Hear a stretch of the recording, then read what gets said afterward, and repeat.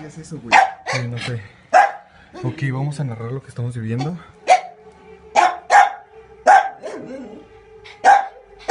Güey, sal, güey. No. Sal, cabrón, yo tengo la pinche cámara, güey. Vamos. Son las 3:11 o 3:10 de la mañana.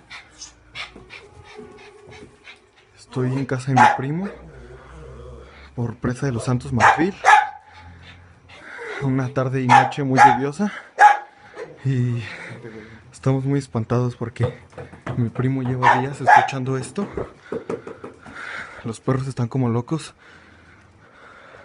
Tengo miedo. Tengo miedo.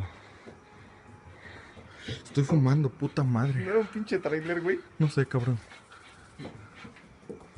Vente, güey, vente, güey. ¿Qué pasa de mierda, tío?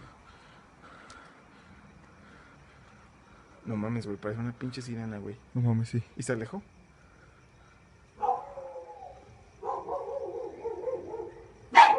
Ahí siguen, cabrón. Güey, parecen como... Parecen como los frenos de un trailer, güey. de un camión.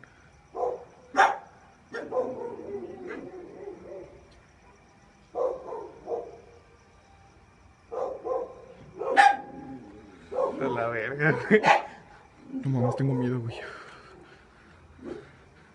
Verga, güey, dije... Güey, fue un pinche trailer, güey. Güey, aparte dije un chingo de pendejas en el video. Puta madre. Güey, pues prende la puta luz. Ay, verga, no.